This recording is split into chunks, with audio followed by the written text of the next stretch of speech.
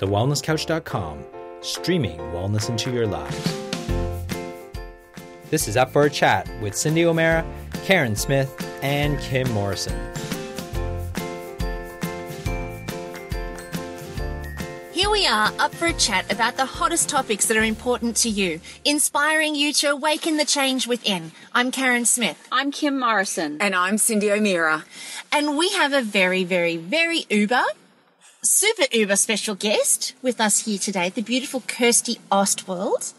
Now, we met Kirsty, or I first met Kirsty, in Byron Bay last year at our Awaken the Change Within intensive retreat with her gorgeous husband. So we're going to let her tell you all about how she came to be there.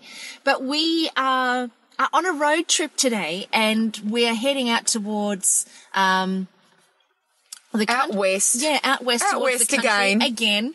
And we decided that we would catch up with Kirsty because she doesn't live too far from here. And oh my goodness! Kirsty and her three beautiful girls have met us for the most spectacular, fabulously prepared, I mean, I'm talking absolutely delish, divine lunch that I've ever had. Totes made my day. Totes. You can tell I'm on a high now.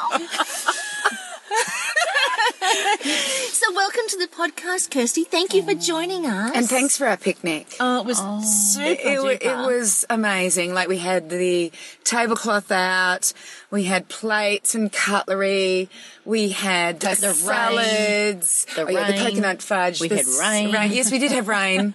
0 degree temperatures. There was even wallaby poo everywhere, and wallabies. And that bush turkey. Into all our food. That took all of our food and oh my gosh, it's been wonderful, actually. Oh, so memorable, so memorable. So, Kirsty, tell us about you, girlfriend. Tell us your story and how fabulous you are. Go do it. I think you say how fabulous we are. So, I think I'm great. What do you think of me? That's enough about you. Yeah. Let's talk about me. No, that's right. What is it? That's enough about me. Let's talk about you. What do you think about me? It's great to have you here. I'm sorry about the rain, but we do need it. Yeah. And it's doesn't seem to worry the wallabies around us. No. But I did meet you all at Byron last year with Maddie at Awaken the Change Within, which was it was a real transition time in our lives. And I think we arrived there because I had been following Cyndi for some time, knew about this wonderful retreat and read fabulously, but didn't think I'd get it over the line with Maddie until he fell very ill and was very unwell and said, "Do you know where we can go or what I can do?" And I said, "Oh, I do. It will cost you. And you must take me with you." So there we went. And it was really lovely. It was just an empowering and an absolute transformation from that time on. Yeah. So when you guys went there, what did you expect? And what did Maddie expect? I don't know what Maddie expected. And to be honest, 1 week away from the girls was pretty tough. So you have 3 daughters. Yes. Under the age of 8 and under. Mm-hmm. And so you had to leave them. Yes, Maddie's parents did look after them for the week. And for me, that is my primary job. Looking after the girls, and so that was they had a fabulous time with Grandma and Granddad, mind you. I don't think they missed us terribly, but it was a very, very empowering time on a lot of levels, and good 5 days of quality time, just the pair of us. We learnt amazing things, and I don't know what I expected, personally speaking, but I did know that the topics of nutrition and self-care and mindset, I knew that they were the focus points. I didn't know what would be covered, but came away with a wealth of knowledge on all levels. And just to be in contact with you girls still is just, How much fun is that? Oh, endless. Stop it. Oh, stop it. And just to remind our listeners, is when Kim and I did the triathlon, Kirsty was our Cyclist. Our Yes, cyclist. a cyclist. So we had talked about the triathlon. And when I did my sugar-free 8-week challenge, Yeah. Kirsty and I did it together. So, yeah, we were each other's coaches, champions, and tantrum throwers, really. Very big support line, I would say. Yeah. It's amazing how people that come into our lives through the podcast and what the three of us have created, some sort of brand between the three of us, has now given us opportunities to meet people like you. And people like you become our friends, not just attendees, but people we aspire to, people we look up to, people we learn from, and people we love hanging out with. So even in the freezing cold temperatures of where you live, We will move heaven and earth.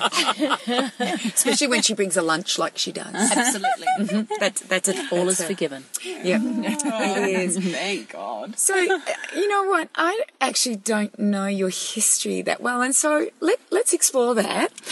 I know you're a country girl, and that's why we were so keen to talk to you, is that I really believe country people are so different to city people, and they really are in their thinking and in so many ways. And one of the things when I was travelling around Australia is that I got really into learning about women who had gone from the city and moved to the country, or women who are from the country and what their life was like. So I read books like In the Middle of Nowhere, Nothing Prepared Me, Beyond the Bitumen. Dust and Diamonds, I think it was. You know, there were so many, and I was just addicted to them. Kidderman even. I read a lot about Kidderman, and I read about the Durack family, and you know, that was 100 and something years ago, and they crossed Australia and they end up in the middle of nowhere, which is, you know, what happens. So tell us your history and how you've ended up on a fairly big property, just you and your kids and your husband, Maddie. I have, raised in the, in Queensland, born and raised in Queensland, and, my family had cattle and horses and lucerne, and we grew up on a river system that was always flowing. And, you know, there was just my sister and I, who was younger, and we loved the country, and we really didn't probably know much else. We would go away to the beach. We used to go to Caloundra or Yamba, not all the time, but we loved going to the Big Smoke, as Dad coined it. Yamba! Yamba! Just for people who don't know how big Yamba is, it's got a town of a couple of thousand maybe. Yeah, our closest town had 900. But, you know, and we worked hard. It was nothing. Every afternoon we didn't play sport. We'd come home and exercise horses, and that was our love. And, you know, for us to show horses every weekend, they had to be exercised, and that relationship that my sister and I had with our horses, you know, I would love for my children to have. And now we've returned back to the country this year. You know, that's certainly on the hit list for 4 girls and Daddy. But, you know, I think we had a very active childhood. We never watched telly, really. I can actually remember getting into trouble for something, and Dad made me sit and watch Bathurst 1000, and I thought, holy smokes. This is so boring. Yeah, for us would be our... What a great thing to do. And, he was a prankster. But, you know, for us, we had that beautiful Jumeric River, northern New South Wales, in between, on the border actually, and every Easter we'd have families that would come and camp, and they'd bring their horses, and we'd have big tractor tubes, and we'd spend our whole time on those tractor tubes trying to get them on top of each other and stand on top of them, and then we'd forget about them and lose them downstream and put our joggers on with our little togs and run a kilometre up the river to get back on. And, you know, it was an active lifestyle. It was just that real appreciation of being grounded and just making the most of what you've got. and just, you know, using what you have. We'd ride bareback and, you know, run through the long grass, and they are fond memories. We had cattle and a sheep farm as well, which was really good smokos. The best morning teas I've ever had. Thanks, Mum. But, yeah, we'd be riding sheep down the chutes and without Dad watching, and we were really quite naughty. But you rode the sheep Down the chute. Yes, it was There'd be a lot of Kiwis Explain. listening to this right now You can see going, Miss City hello, flicking. Christmas. Stop it. shoot. that is when once they've been shorn, they get pushed down a chute into another yard, so that it's differentiating the shorn sheep from the ones that are yet to be shorn. What, you can't So- tell the difference? Yeah, but you don't want to run that back. You don't want to then yard them back up, because once they're shorn, they don't need to be processed again. You can tell she's a city slicker, can't you? I even knew that. But you know, You miss city slicker, you. Look at that. I didn't have a clue. we just. It was just that, it was hard work, but it was lots of fun, and I think that's. Did you ever go through a tough time? Oh, absolutely. Because Australia's known to go very barren or very floods or very floods. That was good English. Very dry, and lots of rain. And I think what Mum and Dad were so good at was they kind of kept it consistent. They never really let on how tough things were, and certainly I remember, awfully dry times, and you know, they made wonderful sacrifices for Teen and I to go to boarding school, and we never missed out. Dad would be there. Mum was a teacher, so you know, she couldn't be at our carnivals or anything like that, but you know, Dad would always be there. He is a very tall man, and he's very loud, and it was very embarrassing when you were running or playing netball, and he'd be a big country man singing out, "Knock on." Yeah, no. Knock on in the middle of a netball game. And do it more than once. Yeah. But What's knock on? oh, he's a term, football term, and Football term. Okay. his way of showing support. Bless him. Yeah, we often do. That is so good. So you were brought up in the country, and did you have to have homeschooling, or did you have a school nearby, like a small school nearby? No, so we had a school nearby, where Mum still teaches. Oh, my God. Yeah, she in a semi-retired kind of fashion. She just loves what she does, and she's an educator through and through. And I, you know, inherited a little of that. So, no, Mum would drive us to school every day.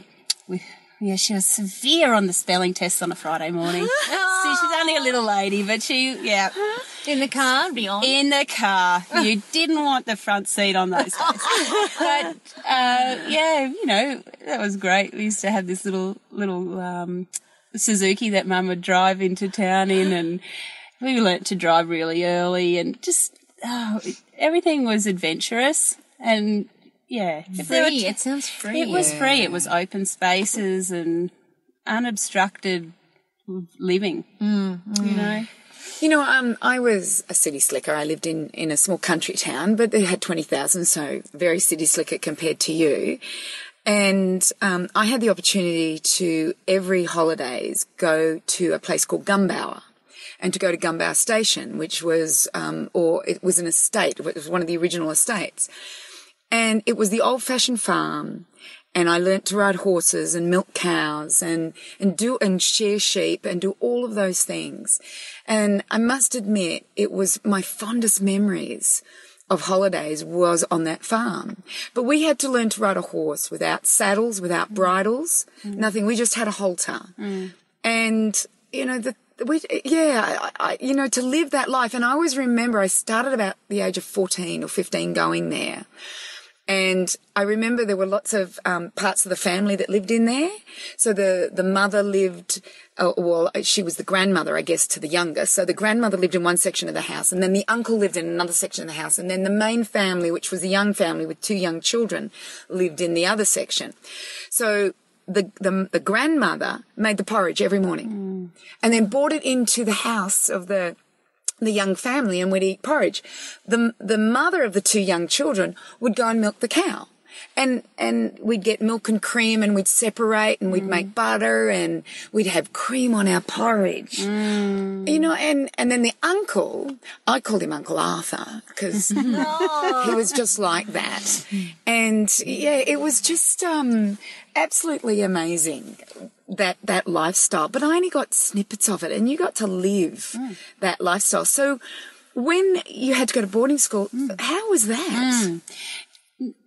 I think it was certainly tough and hard to let go of my little sister. And I know she found that tough too, because we were just a foursome, you know, that's all there was around us. And that was tough, but gee, there's a whole lot of fun there. And How old were you when you went to boarding school? so I went grade 8, so 13. Still young. And where But did you go? my father went in grade 4, so I guess for us it was something we knew. You know, and Mum went away too. It was something that is a tradition. You grew up knowing it's a value. It was Oh my Lord! Today. My Those lips, cold feet. my lips are blue. I had the privilege of speaking up at the Northern Territory Cattlemen's Association dinner, and which, as a vegetarian city slicker, was the funniest thing you could ever imagine. And I was sitting right opposite Terry Underwood, and who I'd never known, and then this one, Miss Cindy, had told me all about Terry Underwood, and I had no idea that I was actually sitting with her, and she was telling me all about what she does and who she is and everything, and that she'd written a book, and I asked for it, and she signed it, Terry Underwood. And I went to Cindy, oh, MG, I think I'm sitting next to someone you know. And she comes straight back going, I cannot believe you're sitting right there with her. And da, da, da. Anyway, they wanted to do a photo for the paper and got Fleur and I to sit on this bucking horse thing. And I got up on it back to front. And all the audience were in hysterics. It was just like, you know, we stuck out like sore thumbs. It is so foreign to those of us that are brought up in a city to even know what it's like. But these women I was talking to, some of them owned stations that were like hundreds of thousands of hectares. Like they actually, you could say it was a percentage of Australia. So what I just cannot comprehend coming from New Zealand. I mean, you could drive 40 minutes and be in the countryside in New Zealand, but the countryside's like rolling green hills, fat, juicy looking, beautiful cows, juicy as in they look juicy with the grass, not juicy enough to eat, but, and lots of sheep, lots and lots of sheep. But I had no concept of what that was like. The one thing that they were all saying, these women ran the stations while the men did the helicoptering, mustering and all of that sort of thing. It was amazing. But what really intrigued me was that every child knew at the age of 13 they were going to boarding school. Yeah. Everyone, it was like, whether you wanted to or not, it was just tradition. That was the only way you could be schooled. Now, these schools were sometimes thousands of kilometres away. Like Sydney or like, you know, and they're from the Northern Territory to Sydney. Yes. Did you have to go a long way? No. Well, no. We were in Toowoomba, so under 3 hours. Oh. Most people in New Zealand think that that's the other side of the world. People don't drive for 3 hours. But, yeah, and Mum went to that same school too, so there was certainly, value in that also. And the big sell was that there'd be opportunities to us, there'd be facilities we would never get there, you know, and whilst I understand that that doesn't work for lots of families, it was so true. There were things there that just blew my little world. I was a tiny little pocket rocket when I went away, it was unbelievable. The sport that was at my fingertips, and I loved that. Yeah. Was it an all-girls school? Yes, and the horses, you know, they were good for the holidays, but they got, you know, put aside because there was so many other things to do. And yeah, I am grateful for that opportunity and the friends, and a lot of those girls were from the bush. Like it was a good boarding school. You have connections everywhere. You stayed in touch with them? Yeah. And it's even interesting people coming through the Facebook or, you know, social media now that I've reconnected with, you know, that I've not seen since school. And what was it? When did your sister come? Did she come a few years later? 3 years later. Okay, what was that like? Yeah, she missed home too, but it was great. Yeah. Having you there Yeah. would have really softened the blow for her Yeah. a lot. And because you would have already made your groove there over that 3 years, it would have made it safer for her. And she knew the running of the place and. No, So she what's was home well base equipped. for you? Is it a city or is it the country? It's a good question because now more than ever, it is certainly the country. And it is, it's in your heart. And I know Cyndi talks about this a lot about home base and creating home base and what is your home base. It just feels right.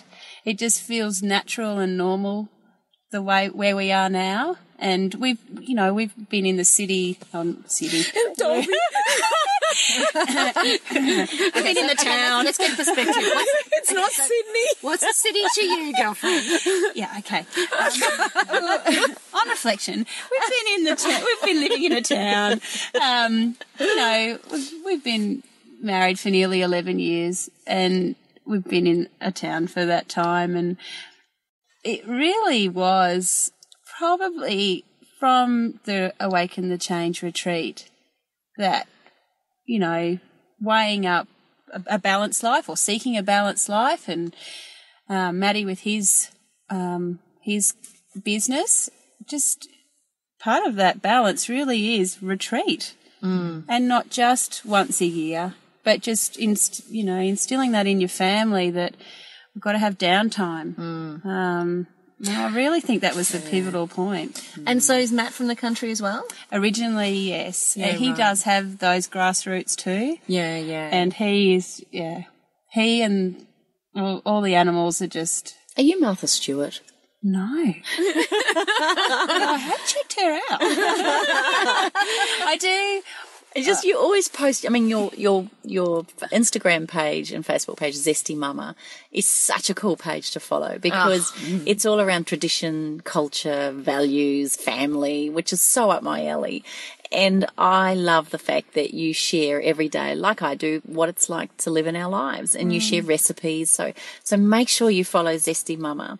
But the other thing I love that you share is photos of your kids or things that you're doing out there and new things you've created or new things you've grown, like even a picture of all the spinach that you've just hand-picked. It is quite envious for those of us living a very city life. And even though I would probably feel very foreign out there, there's a part of me also too, and I think probably intrinsic in all of us, that when you really touch the ground and feel that soul connection to why we're here, I actually think I could move into the country. I do believe I could do it. And that's only because of what I've watched, what you've created and heard Cyndi talk about. And I think it's very holistic. I think the country has that very holistic. And I think maybe the older I'm getting, because it's life's so intense, it actually really attracts me to have that ability to drop out. And I don't know whether I'd get bored out there or whether I could cope with it I don't know. I've never tried it. But maybe as we get older and when couples get older, maybe that's one of the reasons why they get blocks of land or they move out of the city. Certainly for me with Matt, like we talk about it all the time, and Matt's a little bit younger than me. Okay, he's a lot younger than me.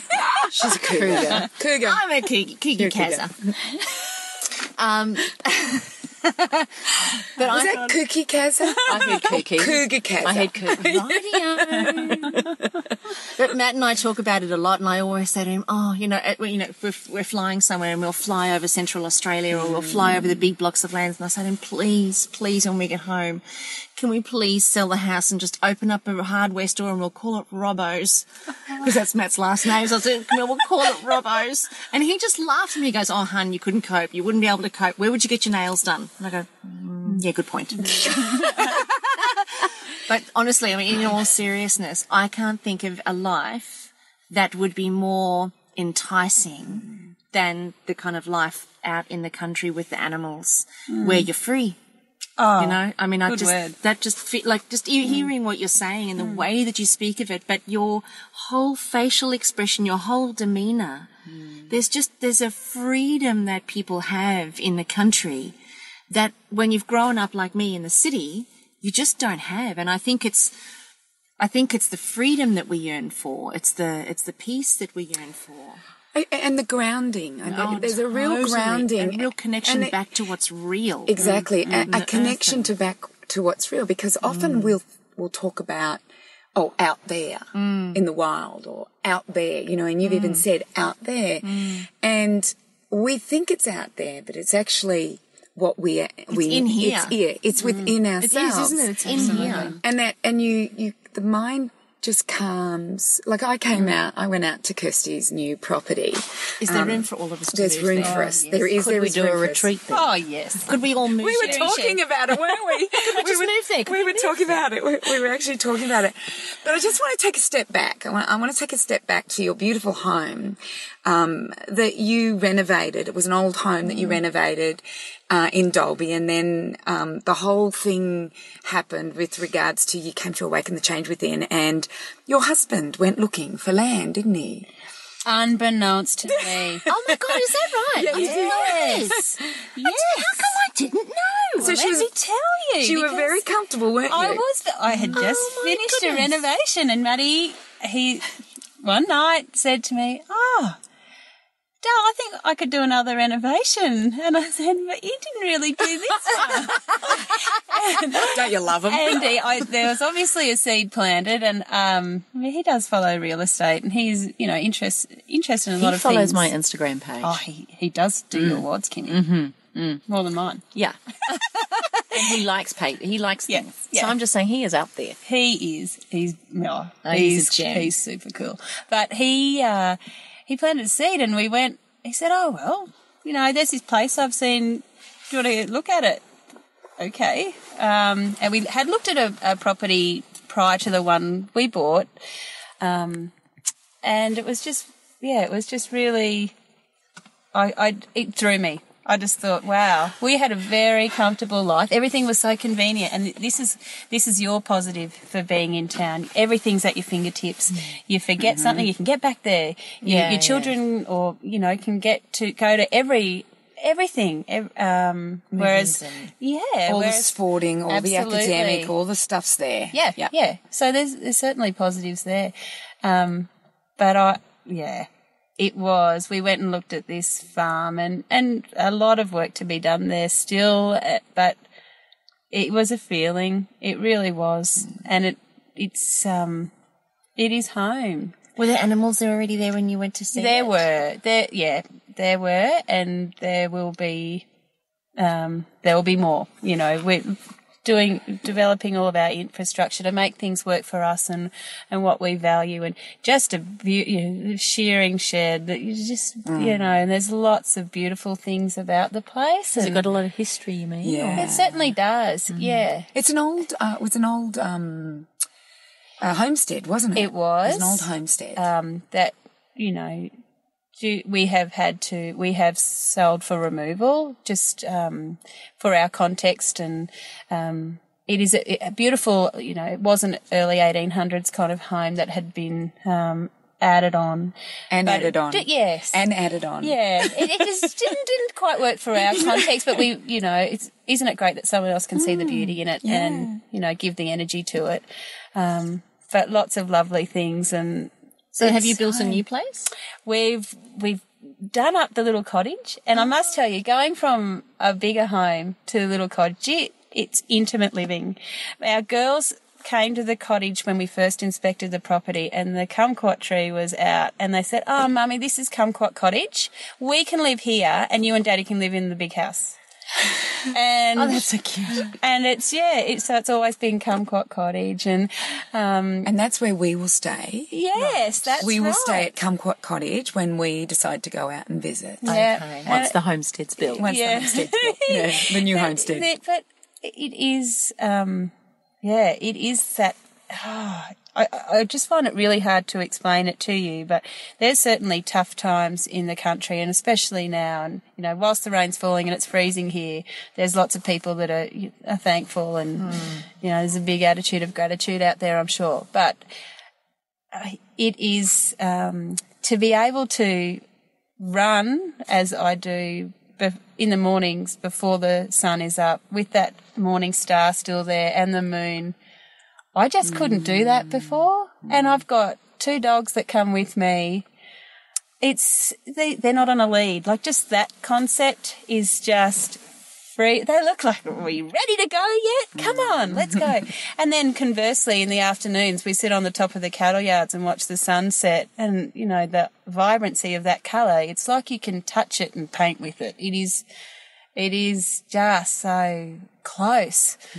And the star, you know, it's those natural things that are unobstructed. They're just available so freely and openly. And yeah, we're thankful that this is a lifestyle change for us, and it, you know, it's not our sole income.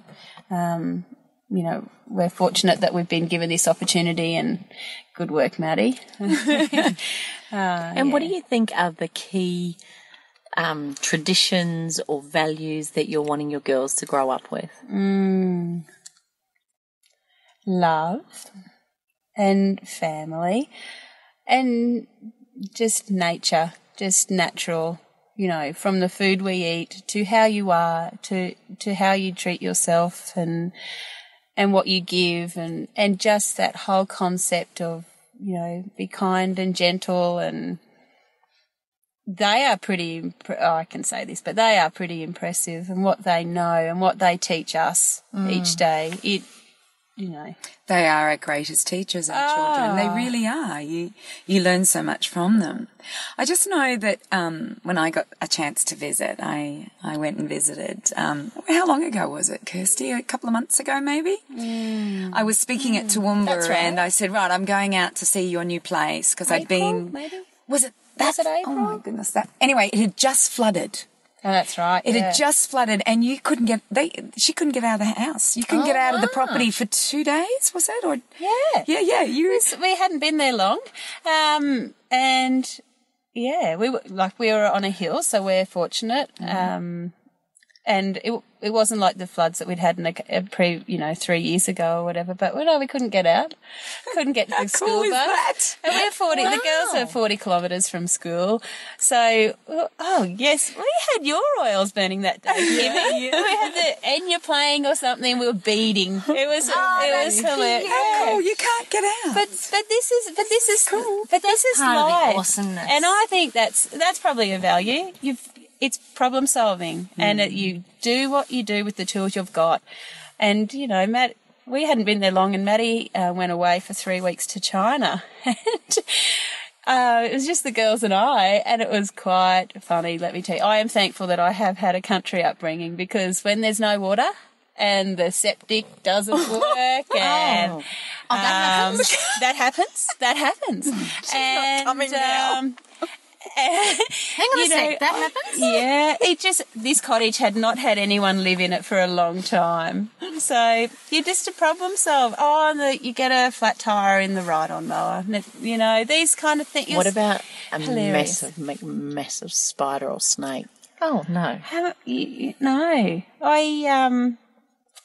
Those kind of things don't really worry me. If they're there, they're just, you know, might just... She's a country girl. My grandfather always said a snake's just passing through.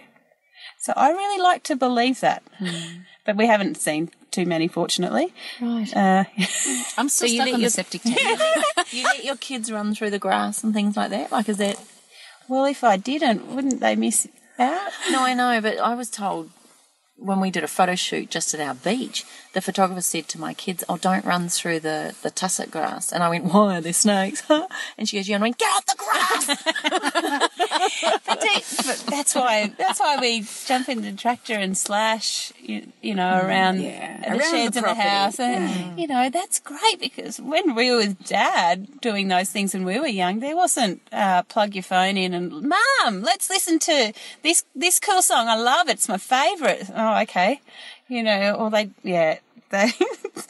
have so many more opportunities, these kids. It's really entertaining. Nor did we wear jewellery when we went in the tractor with Dad, but my children do. Oh, I did see that post. Yeah. I did. That was so cute. What is it? You're not supposed... You're not supposed to do that. I think also Josie had a handbag. I think she did too, and she was dressed absolutely beautifully. And her dog. Yeah. She was a bit dressed cute. stunningly. Yeah, it was very, very How cute. else would you drive an tractor, really? That's true. Who might see her? It's an But I interesting remember question. up at the Northern Territory thing, there was a big event on, and this obviously was the event of the year. Now, these women, I didn't realise how wealthy a lot of these stations and cattle farmers and people are, and I didn't understand. I also wasn't aware of how tough it's been, and so it was just the most. I was in awe, to be honest, of how tough these women were, but how beautifully nurturing they were, and how a lot of the time, like I said before, the women were actually running the station. They were the ones that employed and had the people. They were cooking for all these men that would come in and. Forgive me if I'm not saying it all right, but they'd come in off the land and they'd have these big lunches. And so, but what was fascinating is when we went to the big function that night with well over, I think there was 600 or 700 people there, from all over Northern Territory, Queensland and WA, that they were dripping in the most phenomenal jewellery. And it was not fake. And one of the ladies said to me, "Oh, sweetheart, when you can only wear it once a year, you go all out." And some of it was generational jewellery. And I just thought, we have no idea the culture, the traditions, the real beautiful things that have been taught for generations. And I don't know, I mean, the closest I got to really looking at that outback life and watching films like Australia and things like that just give you a little bit of a taste. But it's not until you're out there that you really see what you guys. Sometimes they were saying that it's 50 kilometres to their letterbox. Yeah, and that may be, once a week. I know. Because I always say, look, run to the all you letterbox. know. Yeah, you won't be doing that one. Yeah, that's over a full marathon. but it's just what you know, and it's the way it is. What it is, and you just make the best of it all. But we had no water when Maddie was away, so the girls had. I put your lavender oil in the bath, Kimmy. Candles on, never fail. Never fail. A bottle of Never Fail. That's how they bathed that night. And they didn't Never fail? What do you mean? A bottle of water. Of water. It's a brand. Yeah, it is a brand of water. You know the Never Fail water filters? Yeah. Yeah, because we didn't have any rainwater tanks at the cottage at that stage. And it hadn't rained either. But, they didn't care. I just thought, wow. How I love it when good. things like that happen. It makes you, like you say, become a have to little be bit more resourceful. And I think resourcefulness is what it's all about. And if you turn it into an adventure, like your parents probably did for you, I think kids learn, they don't need to know all the pains of life just yet. No. And it's so cute that you turned it into a play, a game. And they also didn't know that I then had to have a cold bath after them in their lavender oil because they'd gone to bed, had their story, they were fine. But yeah, I think, and I love that, and I love sharing that, like with the resourcefulness. We have, and I'm sorry, guys, but we'll have a roast for Sunday, and then we will do the bone broth, and we'll do, I hate that waste, and that was something that was instilled in us, no waste and on any level. And my dad always would say, "Oh, this will come in handy. We'll take this to the shed. I might need this steel later on." Oh, Dad, come in handy. But it's so funny Stick because, to son. yeah, but it is true. And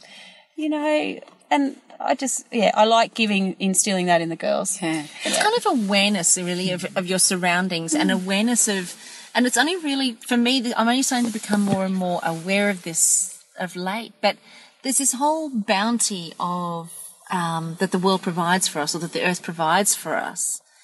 And because city slickers like us, and, I don't know who else, but I mean, we become very conditioned to technology, very conditioned to the ease and the, accessibility of it, and also the wastage of it because there's plenty more to get. That it's almost like we become oblivious to the fact that water is a precious resource because it just comes straight out of the tap. And if I turn it on, I've got more. If I turn it off, I've got less. It's not even something that we pay homage to, much less even consideration to. And I think that the coming back to the whole farm life and the country life brings that the cycle of life back into reality. Whereas I am part of the cycle of life. And it interests me enormously because it's a fantasy in my mind. It sounds like the absolute bliss life that in a way I crave. But then I also hear lots of, purely because I'm from the psychological perspective of things, I also hear that there's a lot of stoicism, and there's a lot of pain, and there's a lot of suffering, and there's suicide, higher suicide rates are with our farmers. Yes. And that concerns me no end in that the fact that there's no ability for perspective, for those people who are so stoic, and they do, they do squash bottle it down. Yes. Yep. Because we've talked about the beauty of the country, and I was thinking exactly the same as you, Carren. I was thinking, I know we always, it's amazing, and I was thinking, now we've talked about the beauty, and so I guess our question to you, being from the country, what's the beast? What's the beast? What happens? You hear about so much suicide in the country, especially among our farmers. What is? I don't understand it. Carren may have a better perspective than me, but you live there, and you've probably been touched by this. Oh, and even in more recent times, it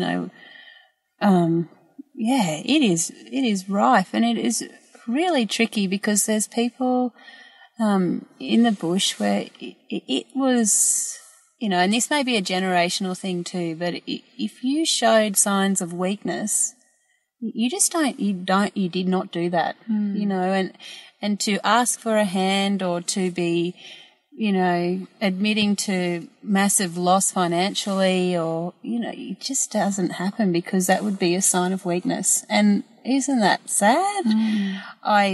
There is a lot of heartache in the bush, and it is great that you girls are so aware of that and just have such empathy, because your heart, it is tough on, everyone. Do you think it's like once upon a time, and it may still be like this, but I know, like, my mum's from a farming community, and when it was harvest time, everybody harvested together.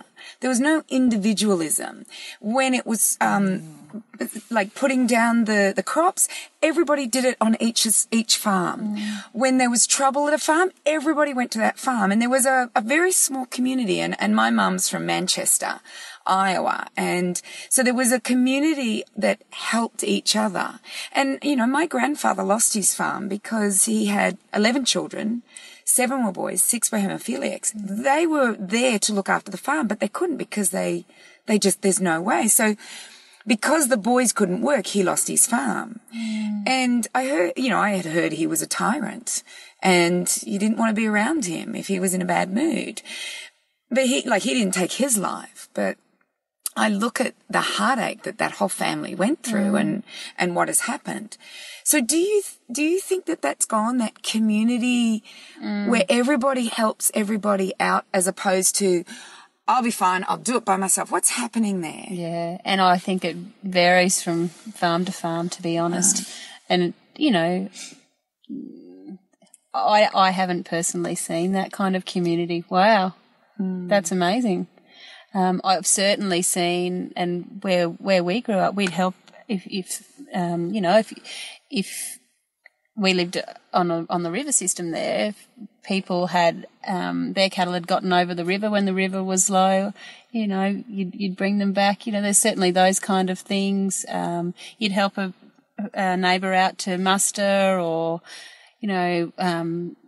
lend machinery, things like that. I think there's certainly community levels of that, but and I find it hard to comment, but I really do think that it is tricky, with people asking for help, because it's that sign. I think there's a thing. Where did I go and speak? In the middle of the Wops? Down Tennant Creek? No, the one down where I took 2 flights and then drove 2 hours. Oh, yeah, where were you? It begins with B. And it sounded like that beautiful health retreat. And she says to me, will you come here with me? I went, yeah, I'll be there. It was like 3 hours from, and then she goes, no. It's called such and such a town. It's gone blank. Yeah, anyway, she had to speak at this town, and she had to fly for hours and then drive for hours into a little country area. Oh, it was amazing. You went to Tenterfield. Baraba. Was it that? I've just gone blank. It'll come to me in a second. You went to Tamworth. But I Tamworth, that's right. flew to Tamworth, but then drove inland 2 hours. Started with B. Bingara. Bingara. And it was a small community, but there were 60 women at this event, and it was amazing. But I got to speak to the farmer, the place that I stayed at. The husband was there in the morning, and he was making coffee, and he was chatting to me, and I can't even believe I'm going to admit this, but anyway, I looked out at the pool and went, geez, you haven't got enough chlorine in that thing, have you? And he goes, that's actually our water at the moment, like as in the water had turned, it was it would get filtered, but that was the water to feed the cattle. And I went, oh, I'm so sorry, I'm such a city chick. Anyway, and then I asked him about, is it true about the whole thing around farmers and suicide and the struggle and everything? And I genuinely am interested to know what our community's like. And he said, us blokes aren't very good at talking. That's exactly it. We don't show our emotions, and that stoic kind of stiff upper lip, carry on. And he said, but I'm telling you this, you only hear 10% of what's actually going on out there. And I thought, wow, like 10% of the hardship. And I've heard how tough it is at the moment for our farmers. And I just thought, why? Why is that? Why are we not talking? Why are these men not speaking? Because men that live in the city don't speak, and men that live in the country don't speak. Is there a different kind of culture in the country? But I think men, I don't know, but the men that we're around, they do tend to talk in my circle a little bit more. Like, I see men actually, like, look at the Awaken the Change. Those 3 men that came to that retreat, they might not have initially thought, they probably thought, what the hell have we come to? Put the golf clubs away. Put the golf clubs away.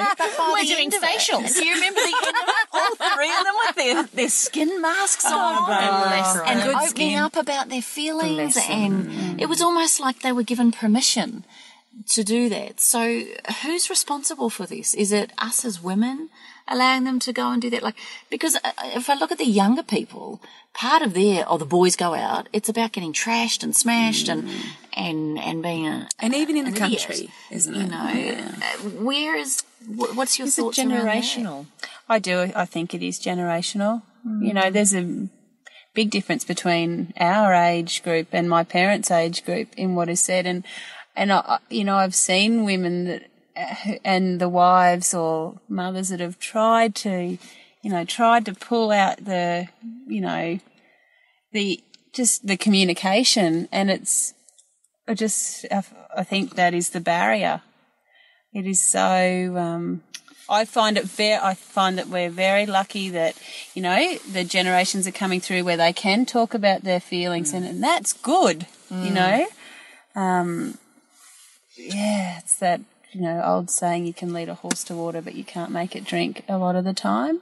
What do you think your Maddie took away from being around that Awaken the Change? Like, you say it's been a pivotal point, but from his perspective, did he change? Did things definitely. And in what way? Oh, he probably was a more credible source of information than his wife. I've been telling you that, duh. Yeah, no, but Cyndi said it like this. We talk, actually, we have chats every now and then. He'll ring me and he'll want to just talk about something that he can be helping with in his business, or how he can help himself, but it's mainly, he's always looking at somebody else in his business that he can help. He's really amazing. It's not often about himself. Yeah. So, I actually really enjoy it because he's in a field where, I am also in that field as a nutritionist, and I understand what's happening out there. And so, I really enjoy our chats. So that's good. And that's what I was saying before. Like, he is like that generation, those boys, they will seek information. They don't find it an issue to ask for help or to phone someone or tap away a little email or to follow an Instagram page or whatever. But I think one of those husbands, because it was around that time that I then was going through a bit of a struggle financially in the business and trying to learn and everything I was going through. Out of the blue, he rang me to see how I was going and gave me business advice on how to deal with that. And yet they had come to the retreat to learn from us. And this is where I think It's profound. it's That's so the profound. gift, isn't it? It is so profound. And those three men are very dear to all of our hearts. And as are you beautiful wives. But for us, it's easy to appeal to the women. How else do you think we women can appeal to our men to get these messages? What else do you think we do? It's a great question. I think you just got to continue to be there and just to, I don't know. You know what it is? Seeds. You know what I think it is? I think it's that sitting down when the kids are in bed and going out and looking at the stars and wherever we are, it doesn't matter where you are, and sitting out on the porch and having a cup of tea together and having a conversation. Because more often we come home, the kids go to bed, one's cleaning up the dishes, the other one's doing something else, and then we go to our corners. And whether those corners because the television's on and we're in our own little minds, but I actually think we've lost the art of what I remember my grandparents did. Everyone would be in bed and then they would get a cup of tea and then they would go out on the veranda, and mine lived in Iowa. Little piece of sponge cake. A little bit of sponge cake. It's true because my grandma made everything. And you sit and you have a conversation. So what I find is that, Howard and I have started to do that since the kids have left. We spend more time speaking of an evening, and even, we've got no one else to have coffee with. The kids won't have coffee with us anymore, so we have it together, and then we have conversation then. And I think that that's the art of really getting to know what's happening in their head if they're not. And it must be face to face without any technology. And we've certainly put in little rituals like that, because when you own your own, or you're in a family business, that phone can be going off all the time, and they are important calls, yes. But that for us, it's on a Saturday morning. It's over at, we brew our own grind and brew our own coffee, and it is the sit time, because I am guilty because I can easily run around and do this and do that, but it's just at that quality time that must happen regularly. And just to look at each other's eyes and just, get back in touch and not. And even to just sit. Got to be factored in. Yeah, even just to sit. If you have nothing to say, because sometimes I think, I have nothing to say. I have no conversation happening here. But just to sit out. And I think the country is a great place to do that. I have a girlfriend who's been a city chick all her life, and she has an opportunity to move to Windora. Windora. Yeah. 1 million acres. Wow. It's becoming the cook and the dog's body, basically. And she took 4 weeks out of her life in the city to go and see if she could do it. She spent 4 weeks out there, and she said every single night she sat out on the veranda and looked at the stars and just thought, what have I been missing all my life? Yeah. And see, it got her heart. Yeah. She leaves in 4 days to live in the country. Yeah. And on 1 million acres, and it's a return to her. I said that to her. I said, this just feels so right. This is where you belong. And she goes, for now. And I went, no, I think I'm not going to see you much. This is one of my closest friends who I've walked with every day of my life. I swim with every day of my life. We have been friends. Our kids have grown up together. Our babies were born 24 hours apart. And she's moving to the country, and I'm so happy for her. And I'll end up at Windora. Yeah. I'm going to go out there. Absolutely. She said you could have come out for a 5-day weekend, so. But when you talk, and sometimes, we know that stillness is important. It sometimes can just happen without you knowing about it, because there's nothing around you. It's free. There's no distraction it's just, I'm just going to say this though, because there's many of us that will never get to Windora or to the farm and things like that. You can actually create that feeling where we are. Yeah. I know for us, I feel incredibly grateful we have the beach right next to us. I can walk across the road to the beach and stand on the beach, and there's no one. No one on our beach, Kaz. Our beach goes for miles. Is always empty. And you could scream, you could shout, you could sing, you could laugh, you could dance, and no one will see you or hear there are you. no cows there. Yeah, but there's snakes. Yeah. I mean, they're just so beautiful. And it doesn't, wherever I want to snuggle a cow. wherever nature may take you, you know, could Go to Mulaney. Could be snow, could be, you know, country. It I think doesn't I matter. think what It's you've what's just natural to you. and I think you've hit the nail though. It's creating those moments. It's actually looking into one another's eyes. It's making meaningful time, even if it's limited. So those of us living in the city that think we don't have time or we don't have the ability, you can actually create that haven by making a beautiful candlelit dinner, running someone a bath, putting on gorgeous music, even with nature. There's so many beautiful, like the Tony O'Connor things is all based in nature. Your You can do oils, that. put The your oils oils. on. Like that's the way I've created rituals in my home in a way to try and do the same thing that I'm sure is the magic. No, I have to say down in Queenstown, I happened to have a bath with my husband outside under the stars, and the bath was heated with fire, like it was a fire underneath, and it was just us out there with a bottle of champagne sitting in a bath under a moon and the stars, and it is so surreal and so phenomenal. And I think you don't even have to have the bath and obviously the champagne and all of that, but what I do remember every time I go to the country is how many flippin' stars there are. Yeah, that's and the just more the you night stare, the skies more you spectacular. see. It's insane. It is a blanket. But you can, you know, there are ways that we can create those moments. Yeah. It's not maybe as extraordinary as it is in the country.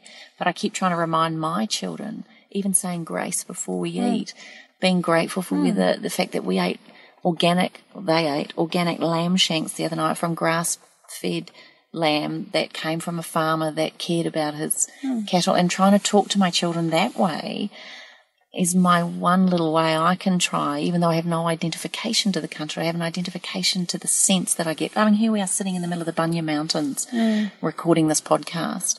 There's wallabies all around us. It's insane. It's freezing. I mean, we couldn't have thought of a better place. And it's spectacular. It is spectacular. We couldn't have thought of a better place to be talking with you. And I think the message that I'm getting strong and clear from you is that back to nature, connection, simplicity, devotion. You know, Jacqueline, my beautiful therapist, said one of the problems why men aren't talking is us women have a lot to be responsible for. Us women are trying to run countries. Us women are out there running corporations. If you look at it from a hunter-gatherer point of view, that's not our role. But then we expect our men to do the same, and we want them to come home and change a nappy and mow the lawns and cook a meal and be romantic. And they're losing their foundation of who they are and what their role is in society. This is her belief.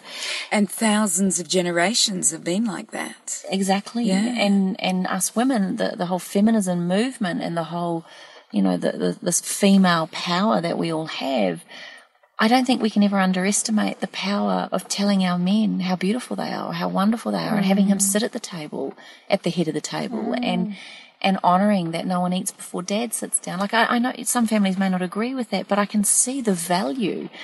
I know the more I honour Danny, and I know we're the same with all our partners, the more I honour him and his role as the head of the house, and doesn't mean he's not equal to me, but we have distinct roles, and the more I honour him in that, the more he values me, and in turn hopefully creates role modelling for our children that you can be equal, but you each have beautiful roles. And we value each other. Totally. Yeah, look at me. Lots of people, I was an educator. I haven't been of a small school, one teacher's school, not far from here actually, and I haven't been back since having my children because of the nature of Maddie's work, and he's away a lot. And that's my primary job, and it is a job, and it's something that I take.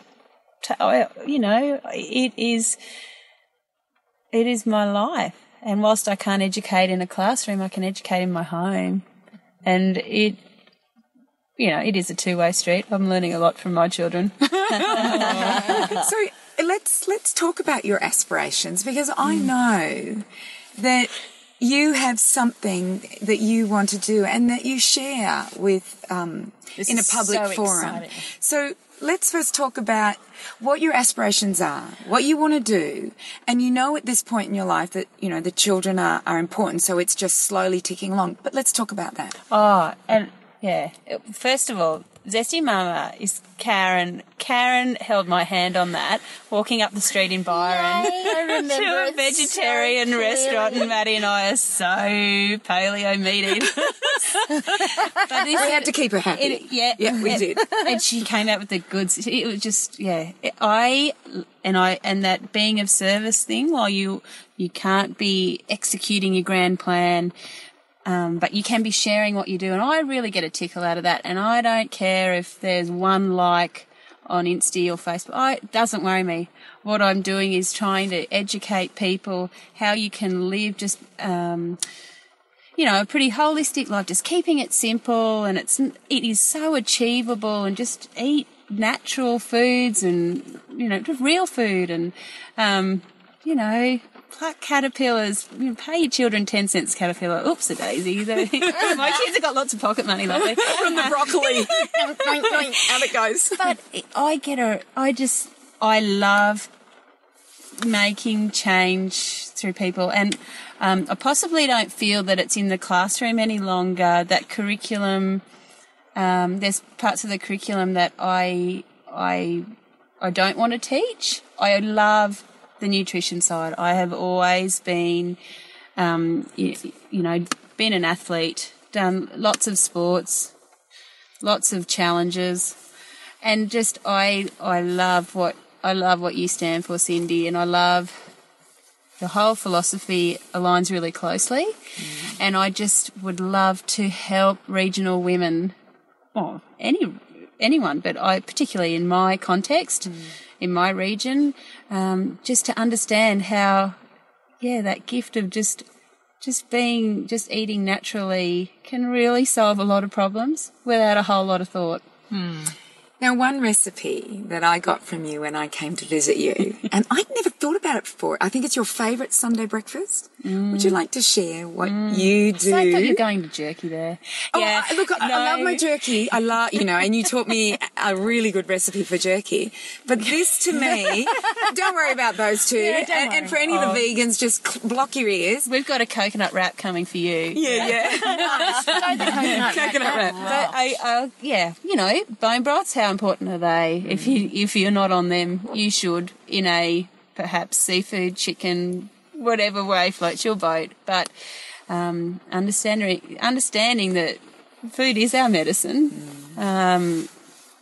It's the roasted marrow bones. It is so delectable. Kimmy, just hold on. No, what do you do? Let it explain it. So roasted marrow bones are the shin of the beast that is cut into rounds by the butcher, and it's Sword. just band sword. You'd have to saw through it. Yeah. But what it does is it opens up this beautiful marrow that is so full of gelatin and wonderful things. We put get the baking dish out, and we put the sweet potato on the bottom, and these marrow bones on top with the Cyndi salt and garlic, and bake it for half an hour, and it is the most golden liquid that just oozes out and makes the crispiest sweet potato. And then, and we sit around with little teaspoons, like little cave people, although they wouldn't have had teaspoons, but eating this marrow out. And what it does for flexibility and hair and skin and nails, you can, it's a signature dish that we do love. Yeah. And then they all go into the slow cooker for the bone broth, part 2. That's resourcefulness. You know what? Bag of bones, probably $5. It's just resourceful. What's in the bone marrow is, you've heard of bone marrow transplants. So the bone marrow is like the beginnings of the cell structures and the beginning of so many things. It's like, it's got all the nutrition in there in order to create life. That's what it's all about, and so when you eat the bone marrow, like most people are giving it to their dogs, and I say, stop giving it to the dogs. the nutrition in there is better than any supplement. Like to me, I hate supplements, and obviously everyone knows this. But to me, if you want to take a supplement, you do something like that, or something green and leafy, or a herb you've just picked. And I know your garden. I loved your garden. We went out in it and we picked everything for lunch. So I think following you on Zesty Mama, I love following you. Because I get lots of good ideas, because you've got country things that I don't necessarily know about. I didn't know about the marrow or anything. Like, I knew about the marrow, but never thought about doing what you did with the sweet potato. So I've been doing that. And the other thing, is in the cycle of life that I really want to talk about is the meat safe at your place. You know, this is the way they used to do it. So they have an old meat safe at the house, which is near the house, which is they used to kill a beast and then they would have to hang it. And you didn't want blowflies or anything like that on it because we have lots of flies in Australia. But to me, that's taking us back to basics. Then we can start to use from tail to head. And we use everything in there. Because when the sun's not shining, not that it ever does where you live, but when the sun's not shining, we eat liver for our vitamin D. And if you do not have vitamin D, you're in real trouble with your immune system, with your hormones, with everything. So I laugh because that meat hut is currently my gym. Oh, is that where the bike is? That's where the bike and the kettlebells and everything are currently, because we're still fencing, so we're destocked currently. But yes, it has all the gambles and everything ready to roll. But you know, yes, a muscle room. It's a muscle room now, not an organ room. And it has a light and power. But that is what it is. It is about, you know, getting some guinea fowl soon. And this will be no news to people that live on the country, but it's just, you know, but having most those of us things live in the around city. You. Yeah. Most of us live in the city. Oh, you've got some country followers. And so it's so important that we understand that. And I think that Zesty Mama is the place to learn about the country. So we'll expect lots of country photos. Yeah, and I do. She does want to go places. She wants to help lots of people, and just continue the learning in nutrition. It's and what where was the I big feel aspiration? Good. The big aspiration is to, I'd like to be under a changing habits banner, but I do want to give. I want this to be accessible to the women out here. Like when people say to you, what drugs are you on? And you say, I don't know, this is just me normally. just bubbling under the surface always. It's that energy and vitality. It's just... People want what you've got. And I don't think I've got anything special, but what we put into our bodies is pretty good, and we value it, and it's the best that we can give and have. And your neck is connected to your body. And therefore if your body is, and this is, people don't get that the brain and the body are one. They think that that because you have a mental problem, depression or anything like that, that's completely separate to your physical body. And that's what it is that you really treasure your physical body and your children's and Maddie's. And then your thoughts and your excitement about life and your love of life, it just beams through. Oh my gosh! Wow. And you can so change mood with what you eat. You can see that by giving them the wrong foods. Giving a red lolly, see how they react after a carrot with a bit of hummus, and just see the difference. So we know that negatively how it affects people. But my gosh, if you look at it the other way, how food can affect us so positively and quite quickly. The body's remarkable at how it picks up on when you're eating the right stuff. Your body it's like, feels so good. The little people love to tell you. And they love to tell you about function. Oh, yeah. And their poos, how many times they poo, and how good, and whether it floated or not. And colour. But that's the gift. And I'm very, very conscious, and possibly because I went to a female boarding school, you know, there's a lot of different kind of behaviours that go on there. But I have 3 daughters. And I was very adamant right from the get-go that I would educate them with all I have so that they never, you know, well, I can't say never, but so that they have a lot of tools in their bag to deal with and to value themselves, you know, and they do value themselves. But these little rituals, and they know so much more than I did, 5 years ago, less than that. They talk to their teachers. Their teachers are, Lottie, how did you make that? Or, what? Oh, well, you just do the, you know, they know so much. And they're so confident with it, and they're so gorgeous with and I it. never want to take that confidence away. No. You are, well, you're probably, well, you are the most amazing role model, not only for them, but for all of us. And I think I've always wanted to be Carren and Cyndi when I grow up, but now I want to be you too. Oh, bless you, Kimmy. You know, never underestimate the power of what people see.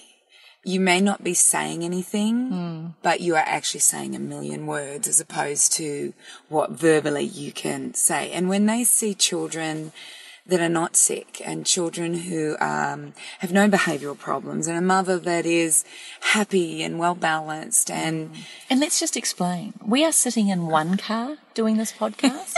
Her 3 daughters have not interrupted us once. No, there's not one fight. There's been a wave. There's been waves. They're in the wave. other car watching a little DVD. I can hear the music and everything. But that, I mean, I don't know many mums listening to this could say that their 3 children would sit in a car quietly. Maybe it's a girl thing. Maybe it doesn't happen often and it's a real treat.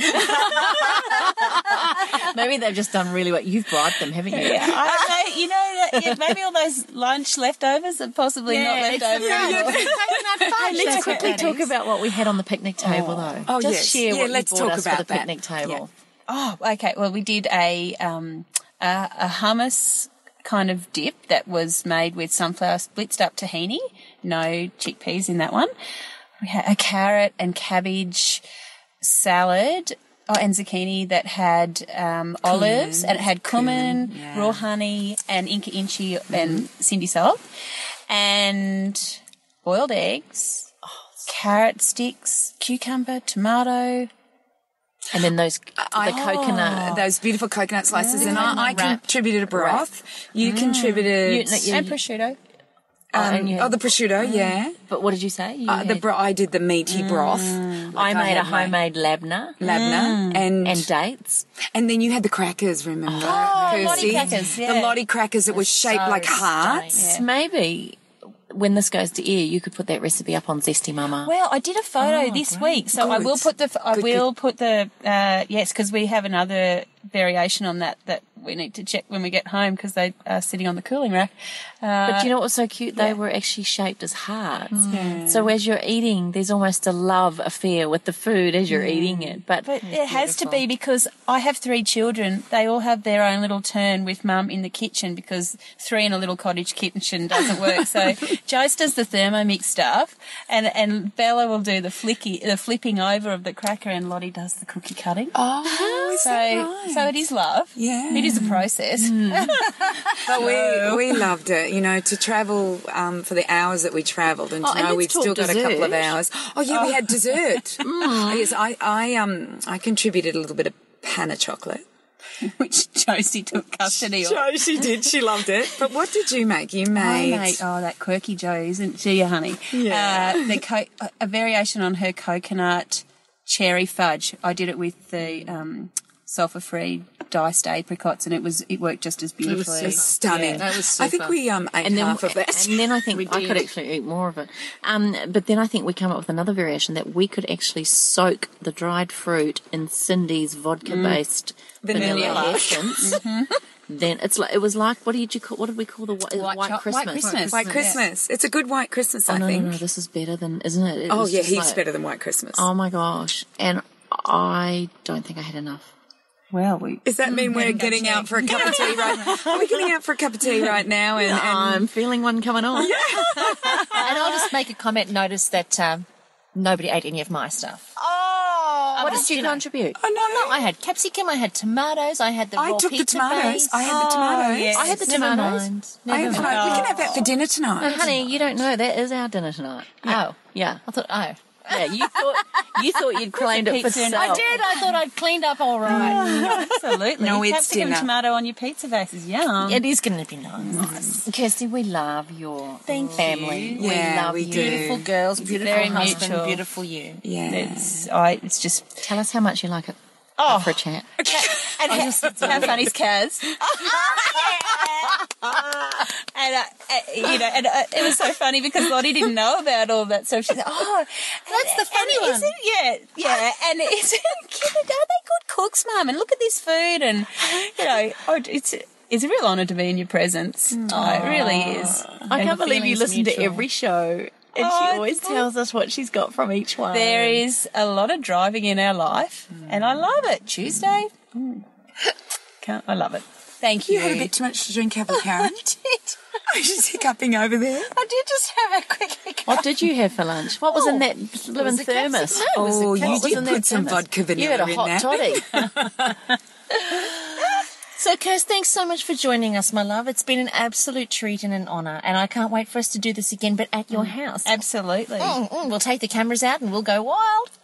Yeah. Can I be there when you buy your lambs and sheep and cows and things? Of course you can. You have to go out there. vegan snoko. Yay!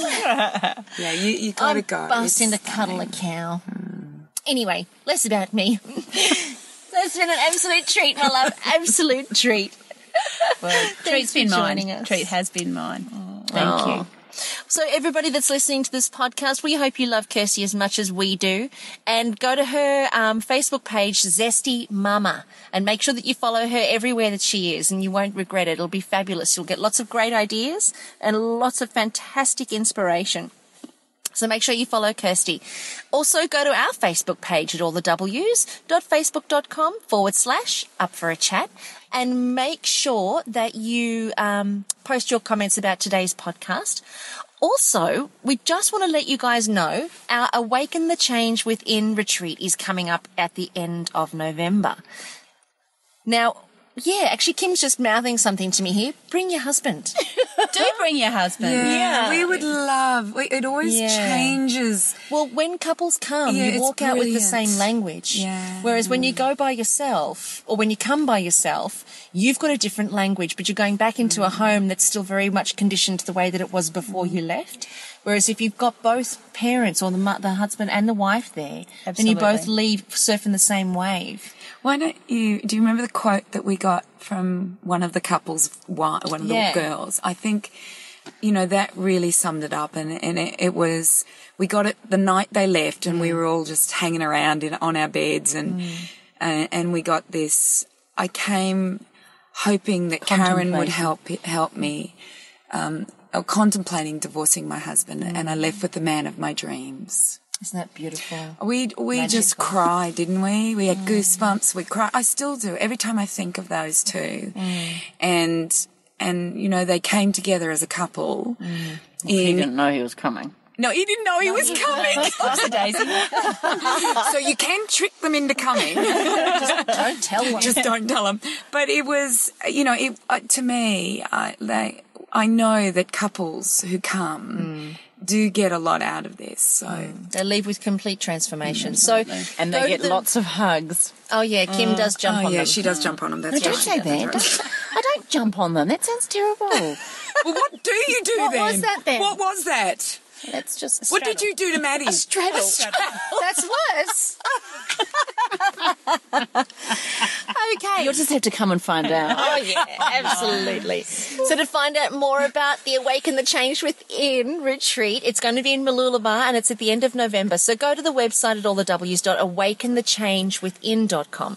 We've got a couple of VIP tickets left and we've also got standard seating tickets there. So it's at the Mantra in Mooloolaba. You definitely don't want to miss it. It's 3 full-on intense days covering everything from nutrition, well-being to mindset, psychology to diet, to exercise, to how you can transform your lives and transform the lives of your families. And who knows, you may even get a business out of it. Just like our Kirsty. Look at you. Go you. So post your comments on our Facebook page. You can also post on thewellnesscouch.com/up-for-a-chat. And join us here next week and become part of the ripple effect that's changing the world. This has been a production of TheWellnessCouch.com. Check us out on Facebook and join in the conversation on Facebook.com/The Wellness Couch. Subscribe to each show on iTunes and check us out on Twitter. The Wellness Couch, streaming wellness into your lives. Whilst the Wellness Couch presenter endeavor to provide accurate and helpful information to their listeners, these podcasts cannot take into account individual circumstances and are not intended to be a substitute for health and medical advice from a qualified health professional. You should always seek the advice of a qualified health professional before acting on any of the information provided by any of the Wellness Couch podcasts.